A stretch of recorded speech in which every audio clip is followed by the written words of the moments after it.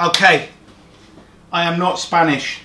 However, I mean, and there's going to be a lot of people out there that know Spanish food very well that's just going to tell me off massively for this. But I'm just going to do a blagged, put together kind of paella, right? Or paella, right? Some chorizo, some garlic, jar of peppers, some preserved lemons.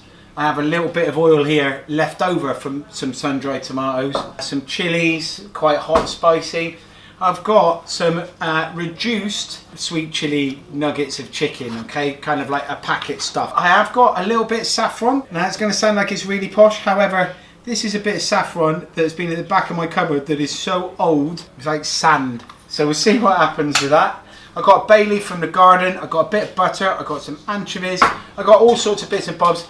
And I haven't even got paella rice. I've got a packet of cooked basmati rice. So the first thing you want is the chorizo. Now this is quite important, right? What I want to do is keep it quite chunky, and I'm going to fry it off. And where I fry it, I want the oils to come out. Little lots of cooking oil in the pan, and the chorizo, big chunks of it, go in, okay? And they're going to start frying. And what will happen is they will start to leach out all of their natural oils that are in it, okay? And that's quite important because you want that oil in the pan because that's where a load of flavour is going to come. Give it a stir around, just keep them moving. Garlic and an onion, all right? Probably I'm going to need half an onion, I reckon. And a knife through the garlic as well. Everything's still quite chunky. That chorizo, I can smell, it smells delicious. And then into that, I'm going to put garlic and half an onion. And stir that around and let that sweat down just a little bit. Let those onions begin to soften. To help do those onions, you know by now, a good pinch of salt. Next to go in, I've got a bit of a leftover pepper. I'm going to put it in strips, just so that it's got a little bit of extra texture to it. Strips of pepper go in. They'll begin to soften as well.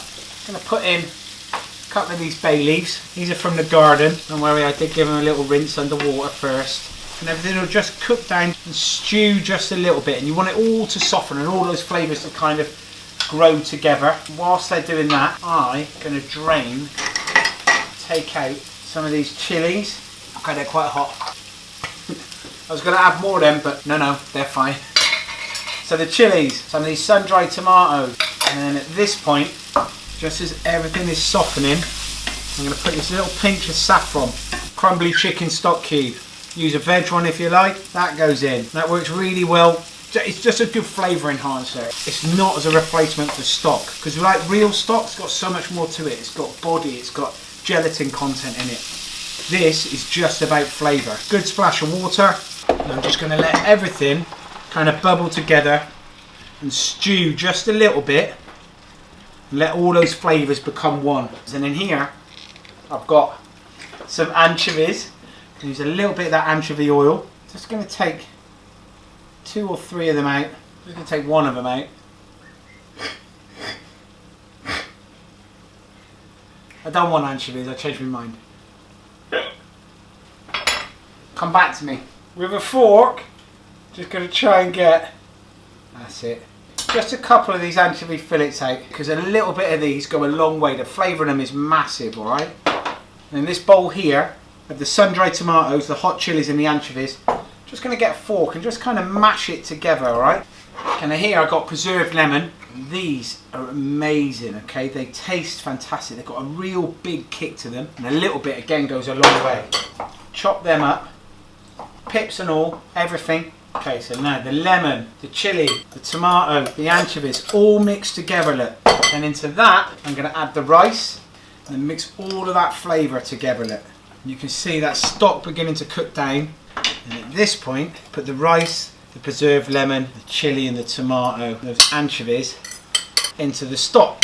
And then give it a good coating, mix it all together. So all of that flavour that comes from that chorizo right at the beginning, that cooking point at the beginning, is now going to start mixing through everything else here. And you can do 2 things. We can either leave it on the stove here and let the rice heat up that way, or we can bake it. That's exactly what we're going to do. Those chicken fillets now just kind of push into the rice. And this, by no means, is any way an authentic paella, right? But what it is using up ingredients and bits and bobs that we have that tastes a little bit like it. Maybe just a splash more water. And then that's going to go in the oven, preset, 185, for about 10 minutes. So my blagged paella has been in the oven for about 10 to 12 minutes and it's kind of baked and that stock has all been absorbed. I'm just going to put it into the bowl. Look at that, standing in it when you go for it. There's only 2 bay leaves in it and the 1 spoonful I've had has had both of them. And that is a super delicious paella-ish. I mean, the only real relevance it has to Spain is the colour, but it tastes delicious.